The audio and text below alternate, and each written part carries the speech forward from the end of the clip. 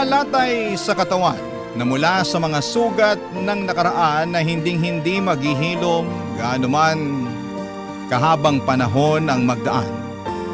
At sa mga sandali na hindi natin inaakala ay magbabalik sa atin ang mga masasakit na alaala. Ikaw kabarangay, meron ka bang masakit na nakaraan? Dear Papa Dudut, hello po, kumusta kayong lahat? Gusto ko lang samantalahin ang pagkakataon na ito para magpasalamat sa inyong programa na Barangay Love Stories. Marami kasi akong napakinggan dito na mga kwento mula sa mga kabarangay natin na kinapulutan ko ng aral at inspirasyon sa buhay. Kaya nga nasabi ko na lamang sa sarili ko na gusto ko ring magpadala ng storya at magbakasakali na maitampok ninyo sa radyo. Pero bago po ako magpatuloy sa pagkukwento ay gusto ko munang magpakilala sa inyo. Ako nga pala si Carlos, 30 years old at taga Pasig City. Nagtatrabaho ako sa isang BPO company bilang isang agent.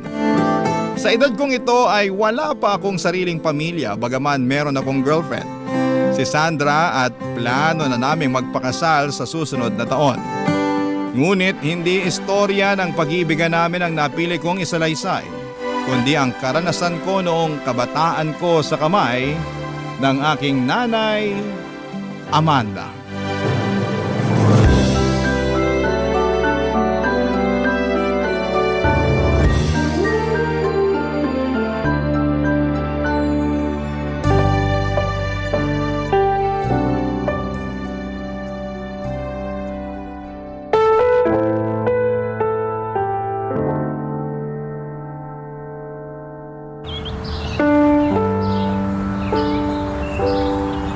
Aray ko, Nay! Aray ko, dahan-dahan lang po! Baka matanggal na yung tenga ko sa lakas ng pagkakailan nyo eh! Kung pwede nga lang tanggalin ko yung tenga mo, bakit hindi, di ba? Wala ka talagang kadaladalang bata ka? Pinahihiya mo akong nanay mo eh! Ay, sorry po, Nay! Bitiwan nyo na po ako, parang awa nyo na! Ayan ang dapat sa'yo! Ayan pa! Ito pa! Aray! Aray ko! Tama na po! Tama na po, Nay! Masakit na po eh! Masakit? Kulang pa nga yan matapos mo akong ipahiya doon sa barangay gunggong ka! Mantakin mo! Kung matino ka ba namang tao eh, bakit ka magnanakaw ng kaning lamig doon sa karinderya ni Aling Odeng, ha? Sige nga! Hindi ko po matiis yung mga kapatid ko na kanina pa nag-iiyakan dahil sa gutom. At sumasagot ka pa talagang lintik ka! Bakit totoo naman po ah? Bakit kayo nananampal? Kung binibilan nyo na lang po sana kami ng pagkain, hindi kami magugutom. Hindi sana ako magnanakaw. Sige, sumagot ka pa. Ano, ha? Kumanda ka sa aking bata ka. Makikita mo, hinahanap mo. Diyan ka lang, ha? Hahanapin ko lang yung... Teka, nasa na ba yun? Dapat nandito lang yun, eh. Dito ko lang yung sinabit, eh. Nay, ano po yung hinahanap nyo? Nay! Ano pa ba? Di yung... Eto! Nakita ko na yung hinahanap ko.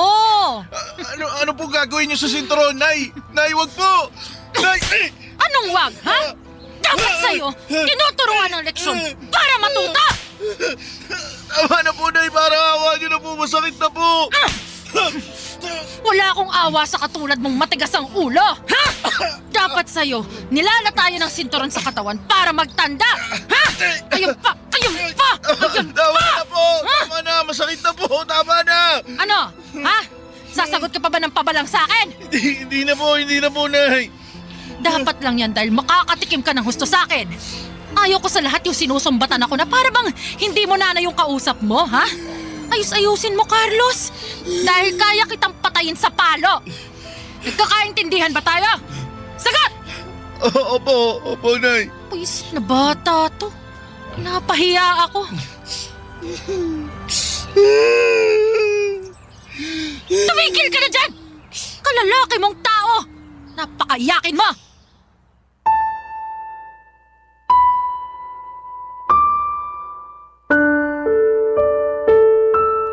Papa Dudut, habang nagkakaedad ako at ang aking mga kapatid ay maraming pinagkait ang nanay namin sa amin. Una na nga doon ang kaligtasan sa loob ng pamamahay namin. Mabigat kasi ang kamay ni nanay at madalas ay nakakatikim kami ng palo sa kanya.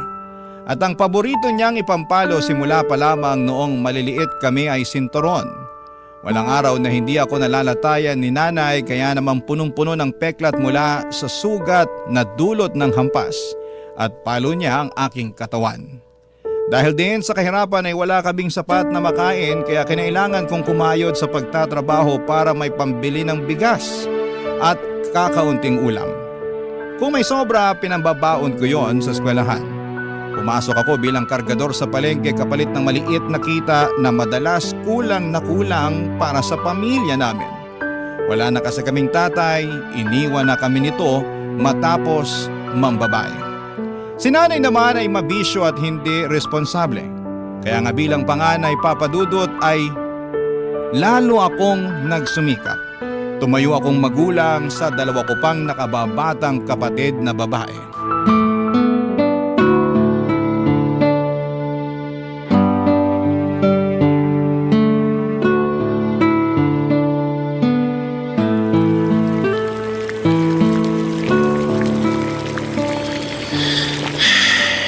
Siguradong matutuwa nito yung mga kapatid ko.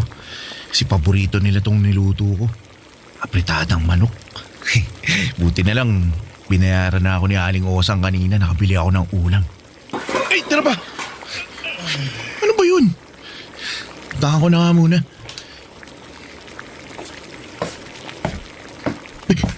Nay! Ano ba yan, Narciso?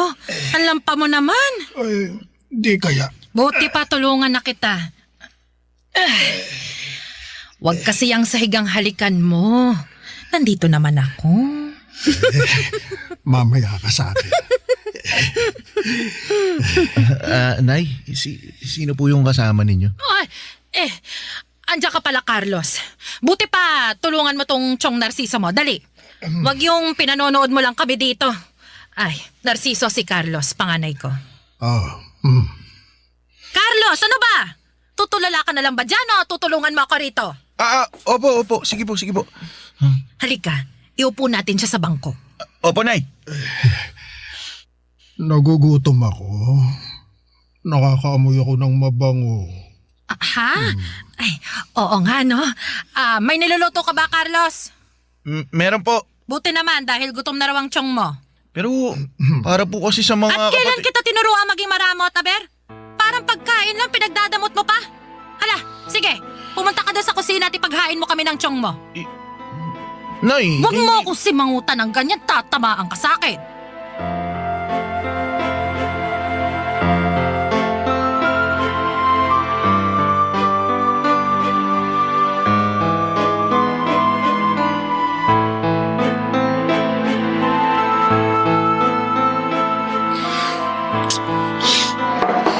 Ubus na.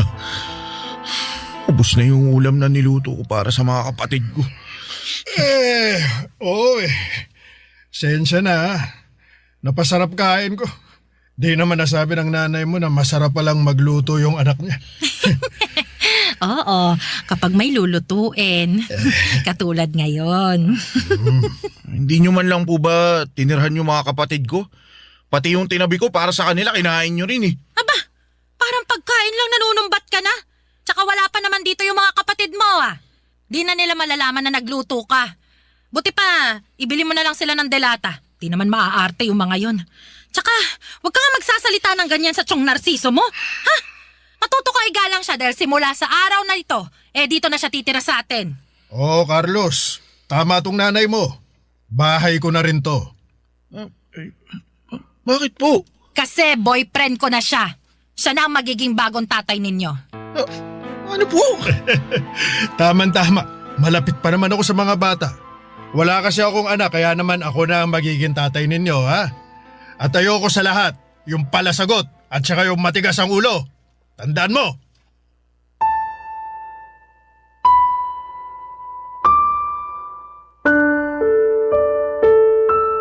Papadudot, masama ang loob ko sa nanay namin dahil hindi niya ginagampanan ng maayos ang pagiging magulang. Na-question ko tuloy ang Diyos kung bakit sa dinami-rami ng pwedeng maging ama at ina ay sila pa ni tatay ang kinamulatan namin. Tapos hindi pa talaga nakontento si nanay dahil mas ginawa niyang impyerno ang buhay namin noong pinatuloy niya sa pamamahay namin si Chong Narciso. Hindi yun ang unang beses na nag-uwi ng lalaki sa bahay si nanay at pinakilala sa amin bilang bago naming tatay. Siguro ay panglima na si Chong Narciso dahil panandalian lamang ang mga nauna niyang karelasyon. Pero ito ang nagtagal at masasabi kong nagtiis sa ugali ng nanay namin na may pagkataklesa. Sa kabilang banda ay may pagkakapareho rin naman sila ng ugali at gawi. Tulad nga ng pagiging sugarol at pag-inom ng alak. Sobrang lungkot mga kapuso ng naging buhay namin. Bagay na nilalabanan ko. Barangay Love Stories. Barangay Love Stories. Papa Dudut, mataas ang pangarap ko sa buhay. Sa katunayan ay gusto kong kumuha ng medisina. Pero alam kong suntok sa buwan ang pangarap kong yon, lalo na sa estado ng pamumuhay namin. Kaya naman nakontento na lamang ako na marunong akong bumasa, sumulat, bumilang at nakakaintindi ng kaunting Ingles para hindi ko na hangarin pang makatungtong ng kolehiyo. Tuluyan ko nang pinagtuunan ng pansin ang pagtatrabaho para kumita ng pera. Nangarap ako na makapag-ipon para makabukod na, Papa Dudut. Gustong gusto ko na kasing umalis sa bahay namin dahil pakiramdam ko pag nanatili pa ako ng matagal doon ay masisiraan ako ng ulo. Mapagtiis akong tao. Pero hindi ko na alam kung kakayanin ko pa bang makisama sa nanay at tatay-tatayan ko. Lalo na at mukhang hindi uso sa kanila ang pagbabagong buhay. Kaya naman nagsikap ako at nagdoble kayod sa pagtatrabaho upang makapag-ipon ng pangrenta ko sa apartment. At nagawa ko naman makalipas ang ilang buwan na pagtitiis at pagtitipid, Papa Dudut.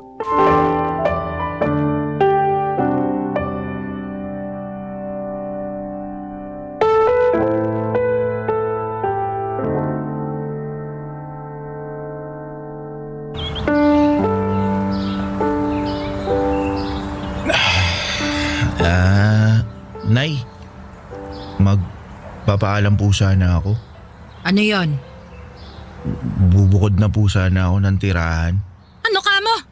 Bakit? Ayaw mo na ba rito sa bahay natin? Gusto ko po gusto ko pong maranasang mamuhay mag-isa kaya alis na po ako. Oh, saan ka naman pupunta? Magre-renta po ako ng apartment. Kabaliwan. Magrerenta ka meron naman tayong bahay. Hindi nga lang simentado at may konting mga butas sa bubong. Isama mo na rin yung medyo mainit pagtanghali kasi walang kisame pero wala ka namang binabayaran buwan-buwan. Tapos bigla mong gustong umalis at magrenta na lang. Sira ulo ka ba? Ay nako, naghahanap lang yata ng pagkakagastusan niya anak mo eh. Aba mo ka maraming pera. Hindi po, hindi. Bakit ka nga kasi aalis para magrenta? Siguro ayaw mo nang makita ang pagmumukha namin ng nanay mo Aminin mo na lang kasi, Carlos. Totoo ba yon, Carlos? O baka naman, ayaw mo nang mahingan, kaya gusto mo na lang umalis. Ay, nako. Ayan naman ang hindi pwede.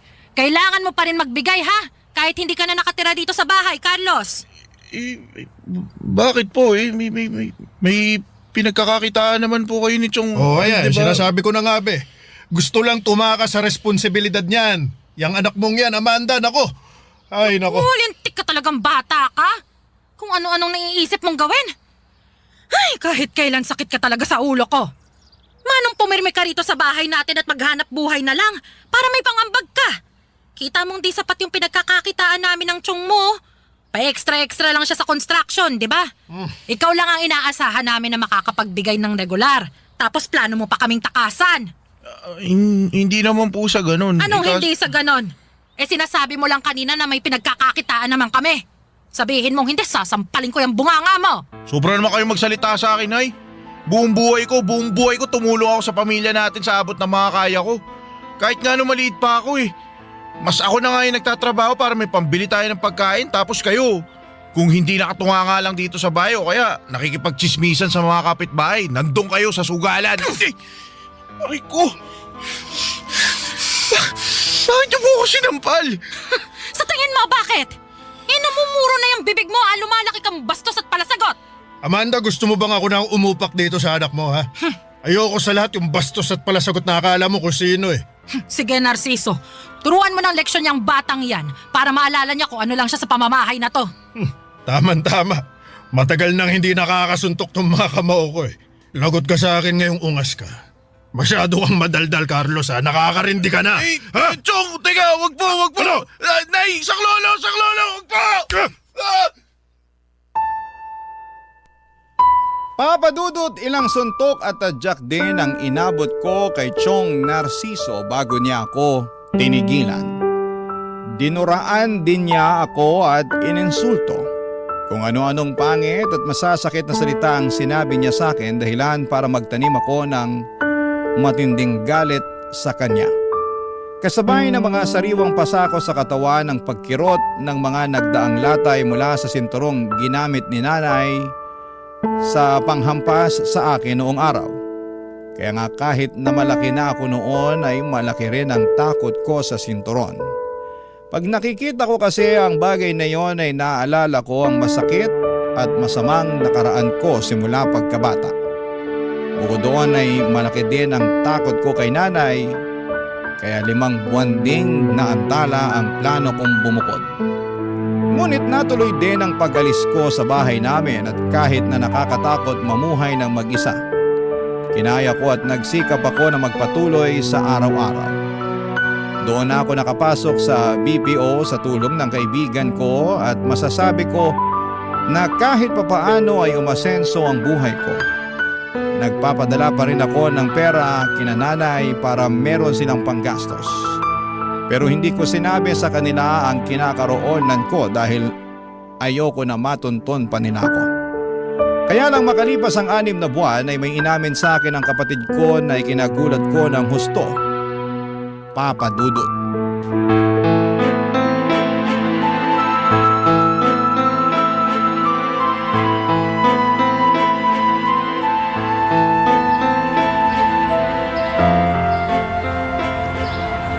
Nasaan na yung Narciso na yun?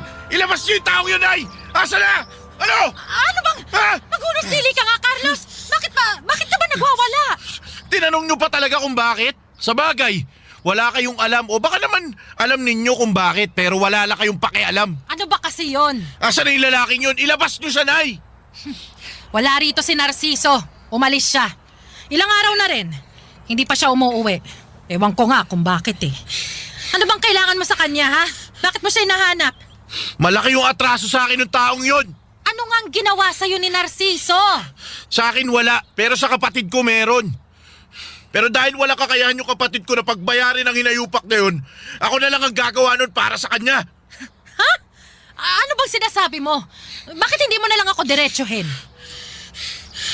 Pinagsamantalahan na kinakasama niyong yun yung kapatid ko, Nay. Ano ka mo? Huwag niyo sabihin hindi niyo alam yun. Hindi ko talaga alam. Wala namang sinasabi yung kapatid mo sa akin, kaya... Eh paano magsasabi yun sa inyo? Eh kulang na nga lang kalimutan nyo ng mga anak nyo kami. Sa sobra-sobrang pagmamahal nyo dun sa lalaking yun. Di ba? Di ba mas kinakampihan nyo pa siya kaysa sa amin? Huwag nyo sabihin hindi. Ako mismo naranasan ko noon nung nandito pa ako. Alam nyo kasalanan nyo kasi talaga to eh. Ano? Bakit ko naman to naging kasalanan? Kasi kayo yung nagpatuloy sa lalaking yun dito sa pamamahay natin. Mas inunan yung lumande kaysa magpakananay sa mga anak nyo. Sumusobra ka na sa mga pinagsasabi mo sa akin, ha? O bakit? Ako pa talaga yung sumusobra eh. Kumusta naman kaya kayo? Hoy, ako pa rin ang nanay mo, ha? Kaya wala kang karapatang bastusin ako ng ganyan. At kayo, may karapatan na pabayaan kami simula pagkabata. Hindi dapat ganun yung nanay, di ba? Sa pagkakaalam ko, ang nanay dapat responsable, mapagmahal at gagawin ng lahat, maprotektahan lang ang anak niya. Pero hindi. Kabaliktaran kayo lahat ng mga magaganda at mabubuting katangian na sinabi ko. Yung inyo kasi, pangit at masama. Kaya kasalanan nyo kung bakit napahamak yung kapatid ko eh. Humanda kayo kasi papakulong ko rin kayo. Bakit kasama ako? Carlos naman, huwag mo namang gawin yun. Nanay mo pa rin ako eh. Parang awa mo na, Carlos. Maawa ka naman sa akin. Ayoko mabulok sa bilangguan. Ano maawa? Kayo nga hindi kayo naawa sa amin noon kaya bahala kayo sa buhay nyo. Carlos naman, huwag mong gawin sa akin to. Nanay mo pa rin naman ako. Nanay ka nga namin pero kahit kailan hindi ka naman nagpakananay sa amin. Ano pang saysay na kilalanin ka naming nanay? Sige nga. Wala, di ba? Wala! Papa Dudut, galit na galit ako sa nanay ko dahil pakiramdam ko ay hinayaan lamang niya na mapahamak ang kapatid ko sa kamay ng kinakasama niya. Kaya naman sinisisi ko siya ng husto sa mga nangyari at kinamuhian pagkatapos. Bukod doon ay sinisisi ko rin ang sarili ko dahil mag-isa lamang akong tumakas noon sa poder ng nanay namin. Dapat ay sinama ko pala ang mga kapatid ko at hindi ko sila iniwan. Desidido na ako noong sampahan ng kaso ang tatay-tataya naming si Narciso, kaya lang bigla naman siyang inatake sa puso at tuluyang natulog sa kamatayan. Para sa akin, kulang pang kabayaran yon sa kanyang pagkakasala kaya naman hindi ako tuluyang natahimik. Paulit-ulit kong hiniling na sana'y masunog sa impyerno ang kaluluwa niya. Abot langit ang galit ko sa taong lumapastangan sa kapatid ko. Hindi ko rin naman maihabla si nanay dahil naawa ako nung nakita ko siyang nagluluksa sa biglaang pagkamatay ng kinakasama niya. Pero andun pa rin yung matinding galit sa puso ko para sa sarili kong ina, Papa Dudut. Barangay Love Stories. Barangay Love Stories. Papa Dudut, nagdesisyon akong kuhanin sa poder ng nanay namin ang dalawa kong kapatid. Bagay na mariin niyang tinutulan noong una. Marami siyang sinabi at nagmakaawa siya na kesyo pag umalis kami ay maiiwan na lamang siyang mag-isa. Sinumbatan ko siya na wala naman siyang kwentang nanay at hindi naman niya kami kayang ipagtanggol laban sa ibang tao. Kaya nga naging bingi ako at hindi ko pinakinggan ang panambitin niya. Umalis kami ng mga kapatid ko sa poder niya at pinabayaan siya. Nangako ako sa mga kapatid ko na gagawin ko ang lahat upang mabuhay kami ng payapa. Makaraan nga ang 1 taon ay inamin sa akin ng pangalawa kong kapatid na nakausap niya ang nanay namin at gustong gusto raw akong makita. Nung una ay nagalit pa ako sa kapatid ko dahil pinagbawalan ko na silang makipag-ugnayan ulit sa nanay namin. Pero pinaintindi nila ng bunso namin na kailangan kami ni nanay, Papa Dudut. Kaya nga kahit labag sa kalooban ko, pumayag akong bumalik sa dati naming tirahan at nadatnan ko doon ang nanay namin na may kargang sanggol, Papa Dudut.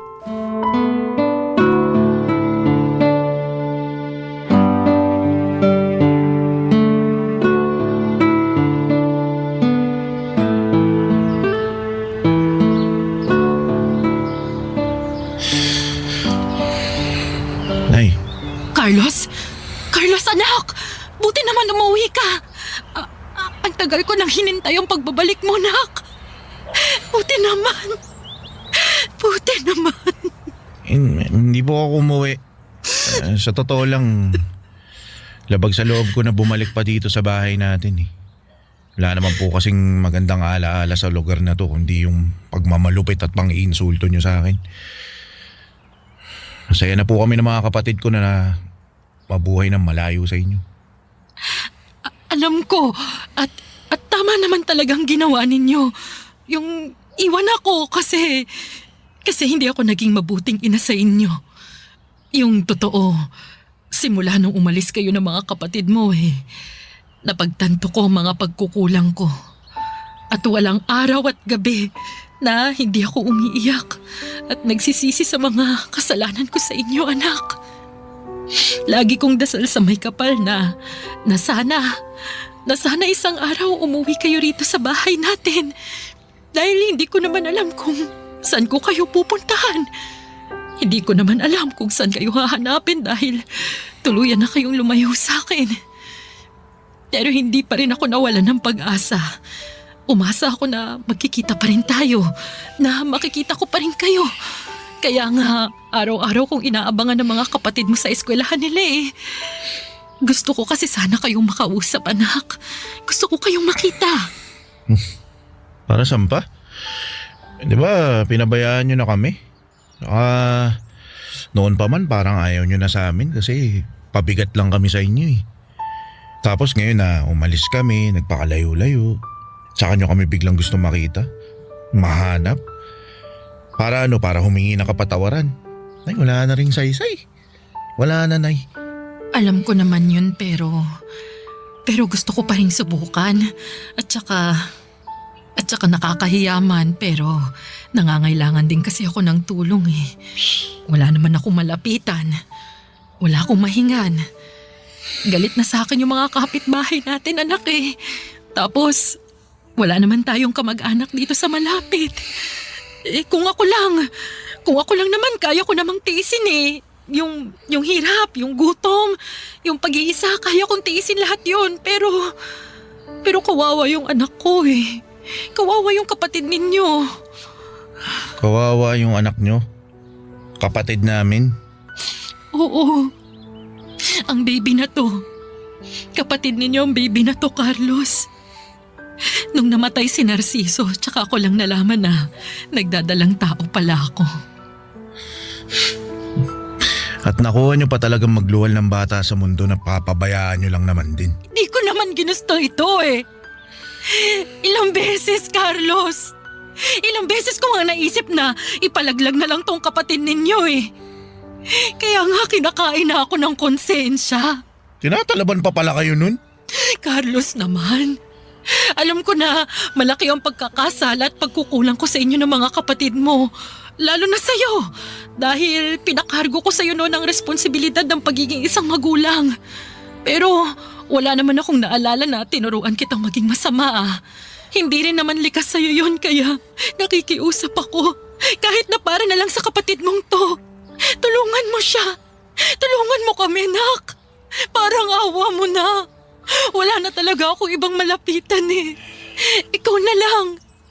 Kaya sana wag mo namang ipagkait sa amin ang awa mo. Papa Dudut, akala ko ay tuluyan ang naging bato ang puso ko ngunit hindi pa rin pala. At napatunayan ko yon noong nakaramdam pa rin ako ng habag sa nanay ko at sa sanggol na kapatid namin sa dati niyang kinakasama na si Chong Narciso. Naawa ko ng husto sa sitwasyon nila at kahit na ayoko na muling pabalikin siya sa buhay ko ay pansamantala kong kinalimutan ang mga kasalanan niya sa amin. Oo, kinupkup ko ang nanay at kapatid ko at pinatira sa nirerentahan naming apartment kung saan naninirahan din ang dalawa ko pang kapatid na babae. Nagsama-sama ulit kami at nakita ko naman ang pagbabago ng nanay ko. Pero hindi pa rin ako ganon kakomportable sa presensya niya. At kahit na ginagawa naman niya ang lahat para mapatunayan na nagbago na siya ay hindi pa rin mawala sa akin ang takot na baka anumang sandali ay maaari niya ulit kaming saktan. Mabilis na lumipas ang maraming taon at nagkaroon ng karamdaman ang nanay namin. Pagkatapos ay na-stroke pa siya, hindi lang isang beses kundi 2 ulit pa. Dahilan para maparalisado ang ibabang bahagi ng kanyang katawan, Papa Dudut.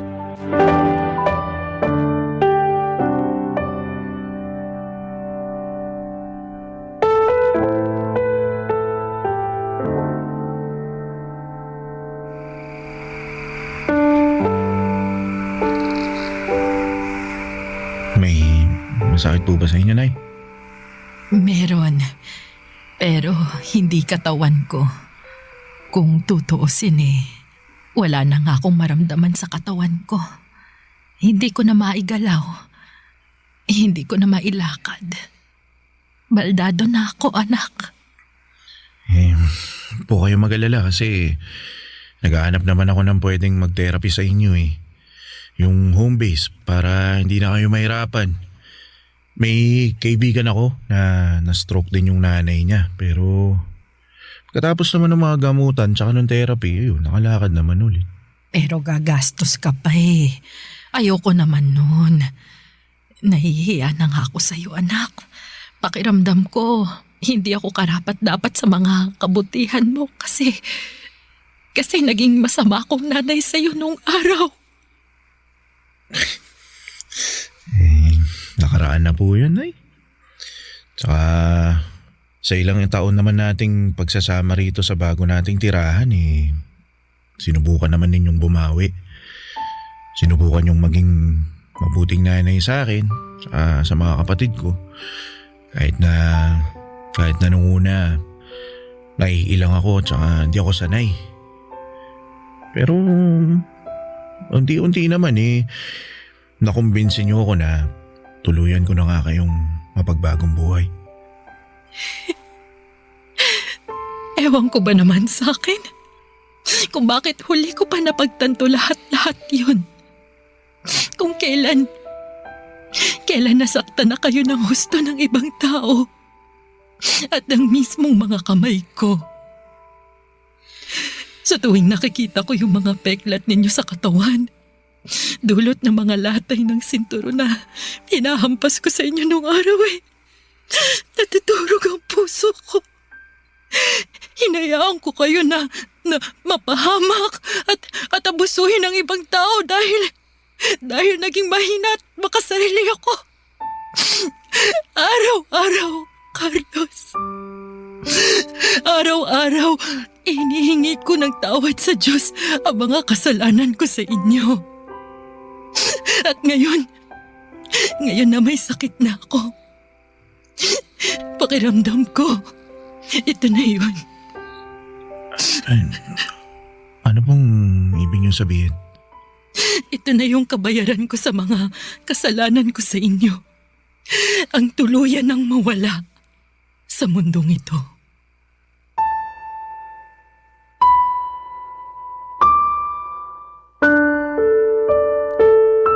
Papa Dudut, nagkaiyakan kami ni nanay matapos ng pag-uusap naming yon.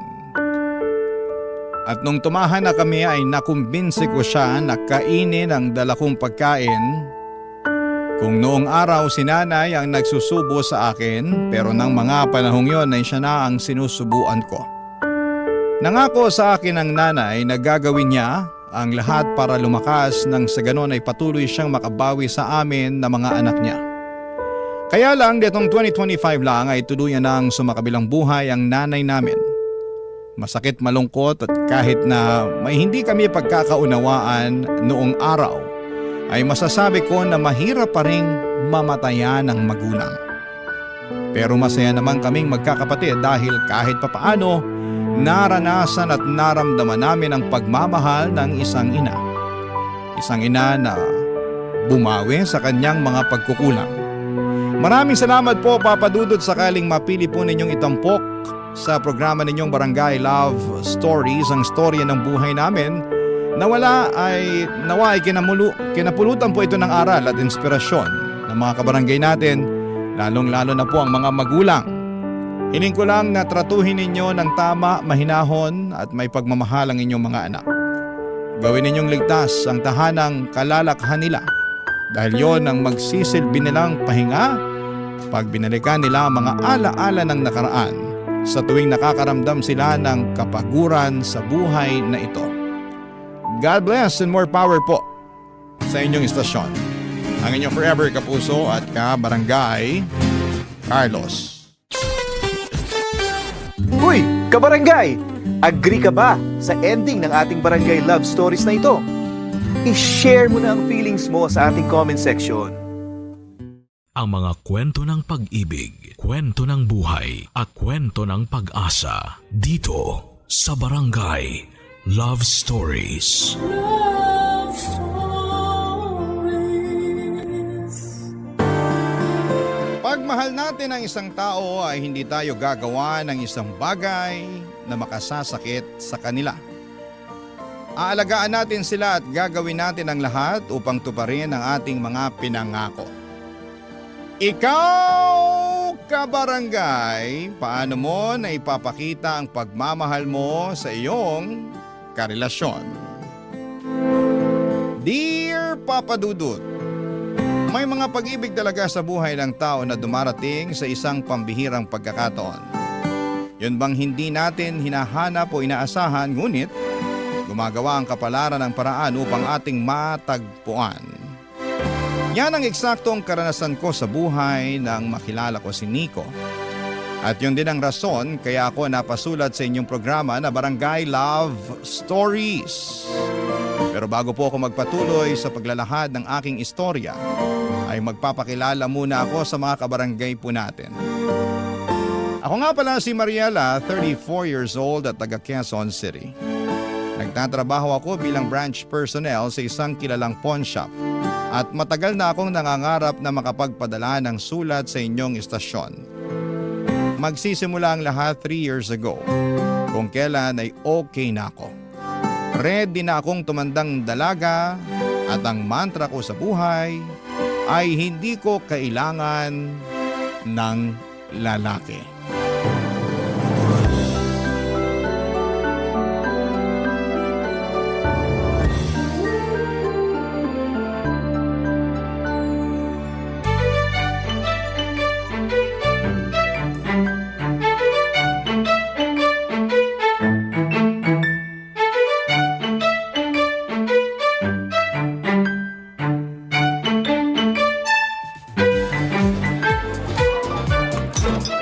Alam mo, buti pa. Ano? Umalis ka. Ha? Saan naman ako pupunta gaga nitong... Gaga ka rin pero dun sa sa dance floor. Sige na, sumayaw ka. Go. Igalaw mo yung katawan mo. Para mawala ang pagiging tensyonado. Enjoy the night. Ubusin ko lang tong iniinom ko tapos sunod ako sa'yo. Ha? Uy, sure ka? Mamaya, umiska po ka na lang dyan bigla kasi tinatawagan ka na ng jowa mo para mag-check-in. Oy, shut up. Huwag ka na maraming ebas dyan. Sige na, sayaw na. Go, girl. Enjoy the music. Alam ko kanina mo pa bet na bet magwala sa dance floor. Sige na nga, ito na, ayan. Uy, sumunod ka, ha? Kung hindi, lagot ka sa akin. Oo, susunod ako. Sige na, go na. Bye. Okay. Teka, okay na siguro tong pwesto ko, no? Sakto, ang ganda ng music. Nakakaganda sa bayan. Ay! Naku, pasensya ka na, miss. Halika, tulungan na kitang tumayo. Akin na yung kamay mo, alalayan na kita. Salamat. Nasaktan ka ba? Hindi naman, pero nagulat lang ako. Pasensya na ulit ha, matao kasi kaya hindi kita napansin. By the way, ako nga pala si Nico. Ikaw, anong pangalan mo? Ha? Sabi ko, anong pangalan mo? Ako nga pala si Nico. Ako nga pala yung future girlfriend mo. Ano? I mean, Mariela. Mariela ang pangalan ko. Nice to meet you, Mariela.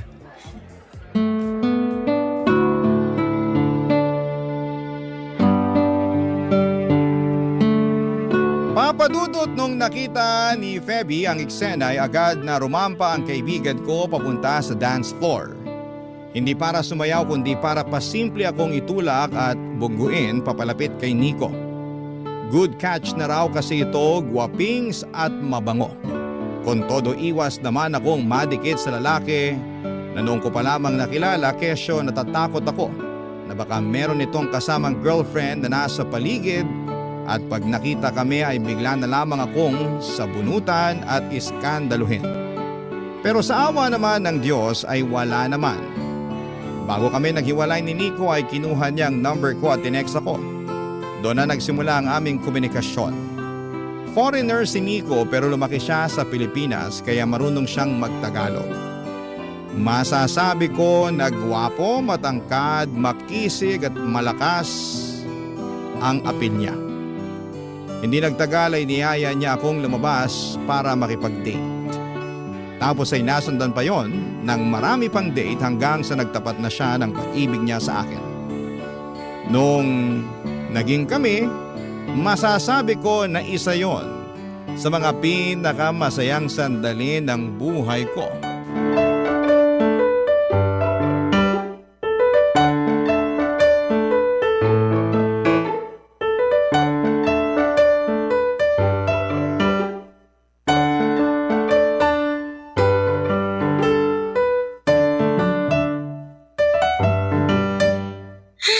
sarap ng ganito, no? Hmm? Yung magkasama lang tayo rito sa apartment ko. Nakahiga ka sa lap ko habang nanonood tayo ng paborito nating movie. Ganun. Oo nga eh. Nakaka-relax talaga. Alam mo, sobrang saya ko pag magkasama tayo. Ako rin naman. Tsaka kahit na nakakaisang taon na tayo, pakiramdam ko kahapon lang tayo nagkakilala. Talaga? Paano mo nasabi? Paano ba? Yung intensity, yung dating ng mga feelings ko kapag kasama kita, katulad pa rin nung nararamdaman ko nung unang beses na nagkakilala tayo. Nung nabunggo kita sa dance floor? Oo. Alam mo, ang totoo, kahit na nasaktan ako ng slight doon sa pagkakaumpog ko kinilig naman ako kasi gwapo-gwapo mo. Kahit kailan napakabulera nitong girlfriend ko. Uy, di kaya yan bola. Alam ko naman. Siyempre, nagbibiro lang ako. Pero, ako rin naman. Ano yan? Na habang tumatagal tayo, mas nadadagdagan yung pagmamahal ko sa'yo. Kumbaga, corny man pakinggan pero araw-araw kitang minamahal. Lalong minamahal. Ikaw yata yun ang bobola sa atin Uy, hindi kaya. Nagsasabi lang ako ng totoo. Naniniwala naman ako. Ramdam ko kaya na mahal mo ko. Aba dapat lang dahil para sa akin, ikaw na ang babaeng nakikita ko na makakasama ko hanggang mangulubot tayo. Grabe naman yung mangulubot. Pero kailan mo ko planong ipakilala sa pamilya mo? Ha? Paano naman napunta dyan yung usapan? Wala lang. Natanong ko lang kasi kung ako na yung babae na nakita mo na makakasama mo hanggang mangulubot tayo, ibig sabihin may plano ka ng pakasalan ako, tama? Tama. Pero bago tayo magpakasal, kailangan muna nating hingi ng approval ng mga magulang natin, di ba? Okay ka na sa pamilya ko, approve ka na kina mama at papa, pati sa mga kapatid ko. O, sama mo na yung mga alaga naming aso at pusa, di ba? Pero ako ba? Tingin mo, approve kaya ako sa parents mo? Tingin ko naman, oo. Kahit na pinay ako? Ah, Pero baka magbago pang mga isip nila pag nakilala nila ako.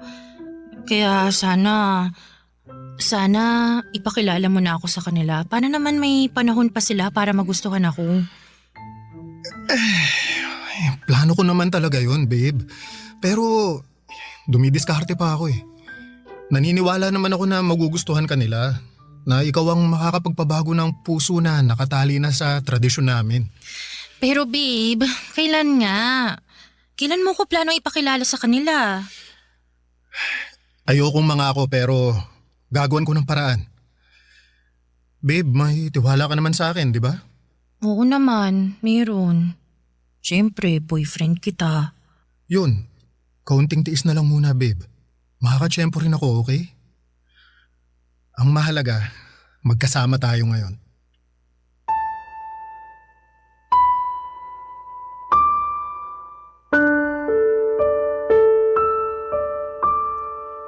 Papadudod sa loob ng isang taon ng pagiging magkasintahan namin ni Nico ay never niya pa akong pinakilala sa pamilya niya.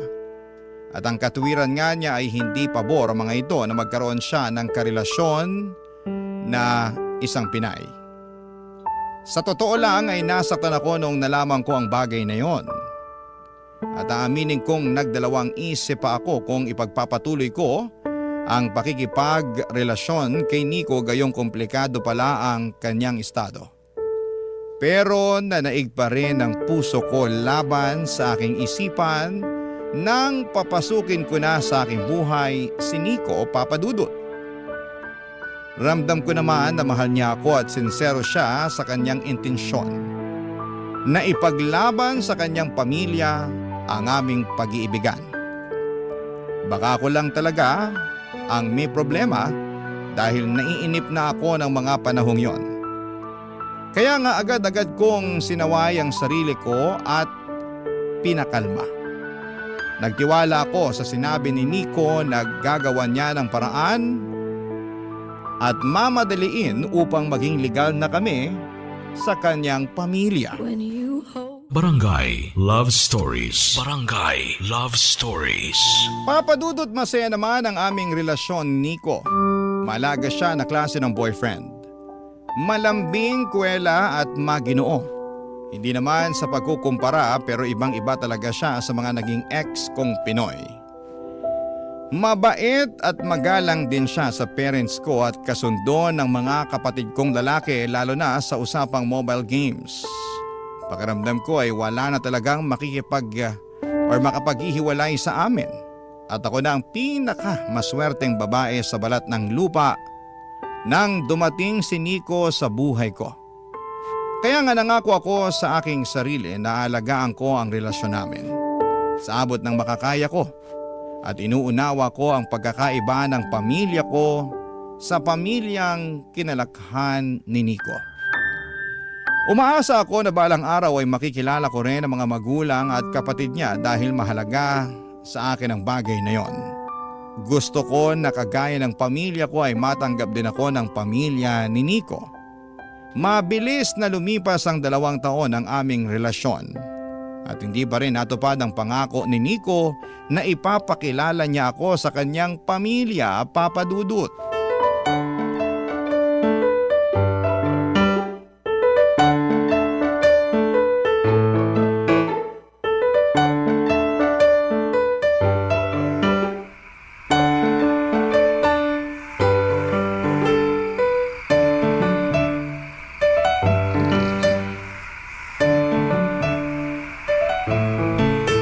Pwede pa naman siguro tayong mag-celebrate, di ba? Total, ito na. Nandito na ako. Babe, ano pang isa-celebrate natin? Itapos na yung birthday mo. Alauna na kaya ng madaling araw. Mariela naman eh. Nandito na nga ako. Huwag mo na sanang gawing komplikado ang lahat. At ako pa talagang nagpapakomplikado sa lahat. Eh sino pa nga ba? Alangan naman ako eh. Sabi ko nga pwede pa rin naman nating i-celebrate yung birthday ko. Ikaw lang naman yung may ayaw kasi kamo, ibang araw na ngayon. Bakit? Totoo naman ah. Alam mo nakakasama ka na ng loob. Bakit na naman? Ano bang ginawa ko? Nagtanong ka pa talaga, kasalanan mo kung bakit tayo nag-aaway ngayon. Sana sinama mo na lang ako dun sa birthday party mo sa bahay ninyo para hindi ko na kailangang gawin pa lahat ng paghahanda na to sa birthday mo. Masasayang din naman pala. Sinusumbatan mo ba ako sa mga ginawa mo? Hindi! Oo, basta! Kasalanan mo! Ay, nasasabi mo lang yan kasi emosyonal ka ngayon. Meron naman akong dahilan para maging emosyonal, di ba? Buti sana kung isang beses lang nangyari to. Yung kada sasapit ang birthday mo may iwan ako sa apartment dahil hindi ako pwedeng sumama sa inyo kesyo hindi pa nga kasi tayo legal sa mga magulang mo. Eh anong gusto mong gawin ko, ha? Isama ka kahit bawal? Sabi mo gagawan mo ng paraan. Gagawan mo ng paraan para makilala na ako ng parents mo. Oh, ano nangyari doon sa pangako mong yon, ha? Ginagawan ko naman ng paraan Di pa lang ako makatsyempo. Masyado ka namang atat. Sige, atat na kung atat. Pero bakit? Masisisi mo ba ako? Pakiramdam ko kasi kulang ako Na out of place ako kasi ikaw lang ang nakakaalam tungkol sa akin. Nico, ang tagal na natin. 2 taon na tayo pero ni isa sa pamilya mo hindi pa ako nakikilala. Ano? May plano ka ba talagang sabihin na may girlfriend ka? O gusto mo na lang na maghiwalay tayo para wala ka ng obligasyon na ipakilala ako? Ay. Ano? Mamili ka. Ganun. Sige. Ayan. Anong gagawin ko dyan sa cellphone mo? Yan, tawagan mo parents ko, dali. Magpakilala ka. Ipakilala mo yung sarili mo. Sabihin mo girlfriend kita, dalian mo. Yan naman ang gusto mo, di ba? Hindi ka kasi makaintindi. Sinabi ko na sa'yo natutol sila sa relasyon natin. Natsyempo pa ako para ipakilala ka. Pero nagmamadali ka kaya ikaw na, sige dali, magpakilala ka. Pakilala mo yung sarili mo. Tingnan natin kung hindi nila tayo paghiwalayin.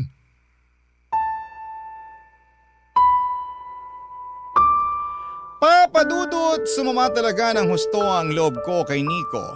Lalo't nakita ko na parang binabaliwala niya ang nararamdaman ko.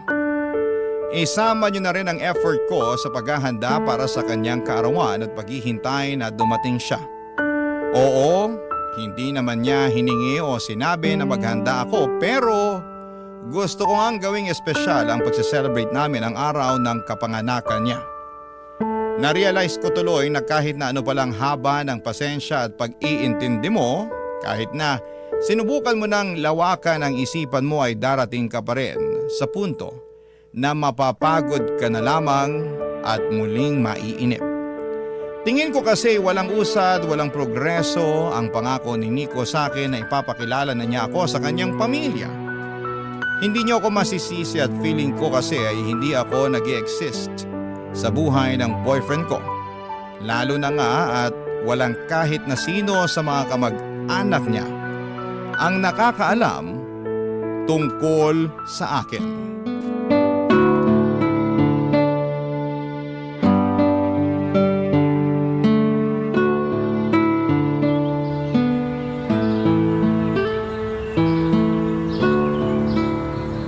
Anak ka ng... Until now, hindi ka pa rin pala niya napapakilala sa pamilya niya? Ganun na nga. Tapos ayun, nag-open up ako sa kanya tungkol doon. Tapos nagalit siya. Sinabihan pa ako na atat. Di nagalit din ako. Nakaka-offend kaya. Sinabihan ko siya na mamili siya. Ipapakilala niya ako sa pamilya niya o magbe-break kami. Tapos, Ayun, binato niya yung cellphone niya sa akin. Tawagan ko raw yung parents niya at ipakilala ko yung sarili ko. sira ulo pala yan eh. Pero ano, ginawa mo ba? Siyempre hindi. Natatakot kasi ako dun sa sinabi niya na paghihiwalayan daw kami ng parents niya. Alam ko naman daw na di sila pabor sa relasyon namin. Na tumitsyempo lang siya para maipakilala ako. Pero nagmamadali raw ako masyado. Girl, 2 taon na kaya kayo, kaya may karapatan ka ng magmadali. Yun na nga. At saka, Tsaka ano pa? May iba pa? Sige na, ibira mo na, sabihin mo na ano ba yan? hindi lang naman yun yung issue ko sa kanya eh. Marami pa, katulad na lang nung na hindi niya ako pinapost sa social media niya. Sa kahit anong social media account niya, wala. Ay hala. Girl, iba na yan. Ang katwiran niya raw, di lang daw siya pala post, pero nung stino ko yung account niya, nakita ko doon na may album pa nga siya sa mga naging ex-girlfriend niya eh. Tapos, alam mo yun, yung kada birthday nila, may pa-edit pa siya na long message, pero yung sa akin, ni simpleng happy birthday na caption, wala talaga. Hindi kaya sadya yan ng Nico na yan ha? Kasi ayaw niyang malaman ng mga friend niya sa social media na may girlfriend siya. In short, tinatago ka niya. Hindi naman siguro gagawin yun ni Nico. Gaga! Anong hindi? Halatang halata naman sa galawan niya. Naku, alam mo kung ako sa'yo, maalarma na ako. Abnormal na yan, hindi ganyan ang boyfriend. Girl, magduda ka na. Baka may tinatagong baho yung jowa mo. Di ba masyado siyang masikreto? Hindi ko tuloy maiwasang magduda dyan. Papadudot, ayaw ko na sanang i-entertain sa isipan ko ang mga pinagsasasabi ni Feby tungkol sa galawan ni Nico. Pero masama ba akong girlfriend kung hindi ko mapigilan? Naiiyak na lamang talaga ako habang pinakikinggan ang pangre-real talk ng kaibigan ko. Ang sakit-sakit sakaling totoo lahat ng mga sinasabi niya. Hindi pa ako handang maging single noon dahil sobrang mahal ko po si Nico Papadudot. Kaya para hindi ako mabaliw ay sinantabi ko na lamang ang mga posibilidad na ganito na ganyan si Nico. Kaya kahit 2 taon na kami ay hindi pa rin niya ako nagawang ipakilala sa pamilya o mga kaibigan niya. Pinagpatuloy pa rin namin ni Nico ang aming relasyon. Nakontento ako sa kung ano na lamang ang kaya niyang ibigay at pinigilan ko ang aking sarili na maghanap pa ng hihigit pa doon, Papadudot. Barangay Love Stories. Barangay Love Stories. Papadudot, nung sumapit ang 3 taon namin sa aming relasyon ay umasa akong magbabago ang takbo ng lahat. Yung banguusad kahit papaano. Hindi na rin kasi bata ang aming relasyon para hindi mag-level up. Hindi naman ako umaasa ng bonggang-bonggang may magaganap. Ang gusto ko lang ay katulad pa rin ng matagal ko nang gusto 2 years ago. At yun ang mapakilala ako ni Nico sa kanyang pamilya. Kaya lang parang hindi na yata mangyayari yon dahil napansin ko na lamang na tumigil na si Nico na mag-effort na mangyari ang mga bagay na yon. Hindi na kasi niya nababanggit kapag tinatanong ko siya. Iniiba rin niya ang usapan. Tapos nararamdaman ko na lang na hindi na siya ganong kalambing. Para bang may nagbago sa kanya na hindi ko mawarian ng mga panahong yon. Aminin ko sa inyo, Papa Dudut, na natakot po ako. Baka yun na kasi yung tinatawag nilang 3-year itch sa isang relasyon kung saan ay sumasapit yung pagkabagot, yung walang pag-usad at nagsisilabasa ng iba't ibang problema ninyo sa isa't isa. Dahil tapos na ang honeymoon phase ng inyong pakikipagrelasyon.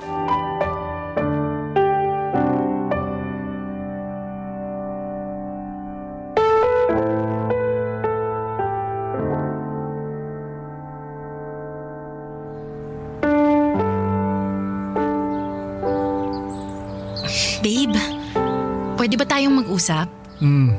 Tungkol saan? Nababother na kasi ako eh. Bakit? Sa relasyon natin. Sa atin. Nababother na talaga ako. Ano na naman bang problema? Ayan! Anong ayan? Ako? Ako yung problema? Hindi. Oo. Ano ba talaga, Mariela? Hindi ka naman dating ganyan eh. Yung madaling uminit ang ulo. Pero ngayon parang kahit ano na lang ang gawin ko. Kahit ano na lang yung sabihin ko nakaangil ka na kagad sa akin. Inis na inis ka na kagad sa akin. Anong magagawa ko kung kada may gagawin ka, kada may sasabihin ka, nakakainis talaga eh.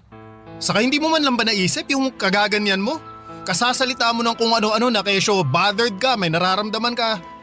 Ultimo kalit-liit ang bagay, may sinasabi ka, sana naisip mo na nakakainis na. Masyado mo na lang binibigyan ng pansin ang lahat ng bagay. Lahat na lang binibig deal mo. Hindi naman ako magkakaganito kung wala naman ako nararamdamang mali, di ba? Nico, hindi ako manhid. Alam ko may nagbago na. Sa atin, sa relasyon natin. Nico, malayong-malayo na tayo sa dating tayo eh. Ewan ko ba kung kailan nag-umpisa to, basta napansin ko na lang, kaya nga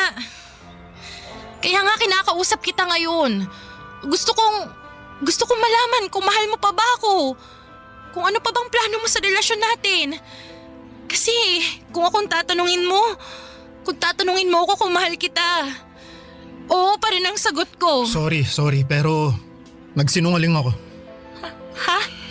Nagsinungaling ako sa'yo nung sinabi ko na ikaw na yung babaeng nakikita ko na makakasama ko sa pagtanda. Kasi mukhang hindi na mangyayari yun. Hindi ko na matutupad yung pangako ko sa'yo na pakakasalan ka dahil kailangan na nating maghiwalay. Ha? Ano bang pinagsasasabi mo? Mabigat sa akin na gawin ang bagay na to pero wala akong magawa. Naiipit ako sa sitwasyon na wala akong kawala eh. Nico, alam mo hindi ito yung panahon para bigyan mo ako ng bugtong. Bakit hindi mo na lang ako diretsuhin, ha? Bakit ka bigla makikipaghiwalay? Mariela, pinagkasundo ako ng pamilya ko sa ibang babae. Ano? At kailangan kong magpakasal kasi kahilingan yun ng mama ko na may sakit sa puso. Gusto niya na bago siya mawala, makita niya akong kinakasal. At pumayag ka naman. Wala nga akong magawa at wala rin akong kawala, di ba? Tradisyon na yan ng pamilya ko. Ayoko namang biguin ng mama ko. Ayoko na hanggang hukay madismaya siya sa akin. Ayokong isumpa niya ako kasi sinuway ko yung utos niya kaya pasensya ka na, Mariela.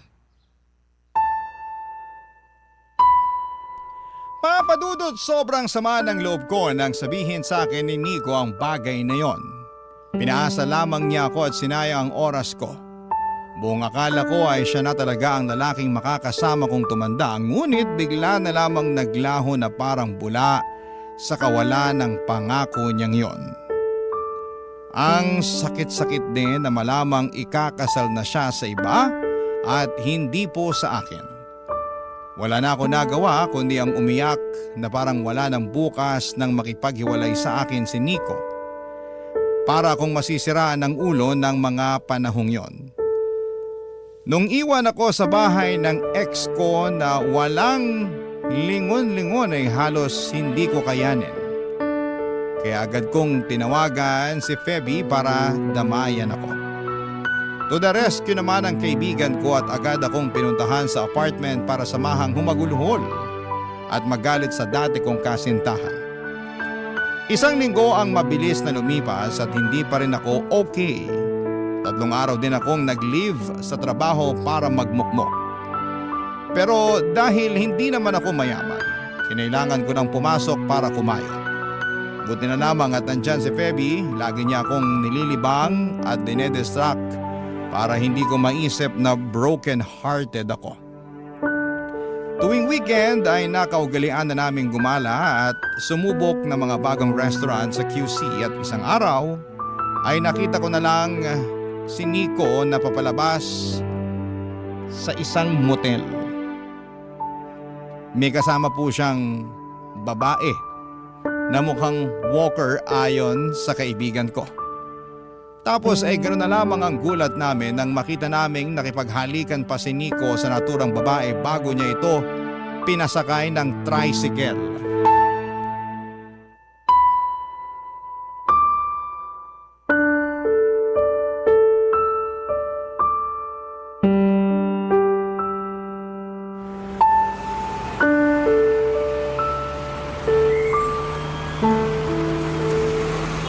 Walang hiya ka, Nico! Mariela! Phoebe, anong ginagawa niyo rito? Kami yatang dapat magtanong sa'yo niyan. Nakita ka lang naman namin nakakalabas lang dyan. Dyan! Sa motel na yan! Huwag mo nang i-deny kasi may picture ako dito. Ebidensya. Bukod doon, nakita ka rin namin na may kasamang babae na mukhang bayaran. At hinalikan mo pa nga bago mo pasakay ng taxi. Akala namin ikakasal ka na. Di ba bawal yung ginagawa mo? O baka naman dun ka sa babaeng yun ikakasal. Tama ba? Siyempre hindi, no? Nakilala ko lang yung kagabi sa... O di huling-huli ka nga! Malandi ka talagang lalaki ka! Umamin ka nga, Nico. Totoo ba talaga yung sinabi mo tungkol sa pinagkasundo ka sa ibang babae kaya hiniwalayan mo ko? Oo, alam ko na wala na tayo. Pero may karapatan pa rin akong malaman ng totoo, di ba? Lalo na't gabi-gabi kong sinisisi ang sarili ko na baka kasalanan ko talaga kaya nasira ang relasyon natin. Na baka sumobra ako. Na baka naging mapaghanap ako, ganun. Oo nga, deserve na kaibigan ko na malaman ng totoo. Ay, nako! Dami nyo namang arte. Ganyan ba talaga kayong mga babae? Masyado kayong emosyonal, wala naman sa lugar. Anong sinabi mo? Tinatanong ka na maayos ng kaibigan ko kaya sumagot ka na maayos. O baka naman gusto mong makita ang isa pa naming ugali. Gusto mong makita kung paano kami maging bayolente, ha? Ha? Ha? Ano? Phoebe, tama na. Minahong ka lang. Hindi! Ang hirap eh! Sira ulo tong ex mong tukmol na to eh! Nanggigigil ako patikimin ng flying kamao ko eh! O ano? Sasagot ka ba? Masusuntok kita! Ay, oo na. Sige na. Amin na ako para manahimik na kayo. Pagkatapos nito, talo-talo na tayo, ha? Kanya-kanya na ulit, okay? Baliw! Phoebe, please. Sige na. Magsalita ka na, Nico. Ay, nako. Paano ba to? Dami nyo kasing arte, pero sige, aamin na ako. Hindi totoo yung sinabi ko sa'yo na pinagkasundo ako ng parents ko sa ibang babae para magpakasal. Wala yun. Imbento lang yun kasi gusto ko nang makipaghiwalay sa'yo. Alam ko na hindi ka kasi papayag, lalo sabi mo pa nun, mahal mo pa rin ako. Pero hindi na kasi kita mahal, Mariela eh. Ay, mali. Hindi naman talaga kita minahal. Sakto lang, masaya lang ako kasi nandyan ka. Pinapansin mo ako, inaasikaso. Pinatutuloy sa apartment mo pag kailangan ko. Pero wala naman talaga akong planong makisama sa'yo tapos pakasalan ka pa kaya? Yun din ang rason kaya hindi kita maipakilala sa mga magulang ko. Tsaka wala na rin naman talaga akong mga magulang. Ulila na ako simula pagkabata at tsaka wala rin akong mga kapatid. Sino yung ano? Sino yung mga nasa picture na pinakita mo sa akin na sabi mo pamilya mo? Wala yun, kinuha ko lang yun sa internet. Hindi ko naman nakalain na mapapaniwala ka. Na mauuto kita kaya sinakyan ko na lang. Pinangatawanan ko na lang. Yakap pala talaga eh! Ha? Aray ko! Ha? Aray! Kapal mo ka mo! Uy! Ha? Kapal mo ka mo! Sakta ng kaibigan ko! Loko-loko to? Phoebe, Tama na! Hindi! Anong tama na? Kulang pa nga yan sa mag-asawang sampal na binigay ko sa siraulong yan dahil sa ginawa niya sa'yo. Hoy! Nico! Ang kapal naman ng mukha mo na paglaruan ng damdamin ng kaibigan ko? Eh, para ko na yung kapatid tapos sasaktan mo lang? Ha? Napakalandi mong lalaki, kakapal mo! Tama si Phoebe! Napakalandi mo! Napakasama, manloloko ka, manggagamit ka! Buti na lang talaga naghiwalay na tayo! Buti na lang nawala ka sa buhay ko kasi salot ka! Makarma ka sana, Nico! Napaka-abusado mo!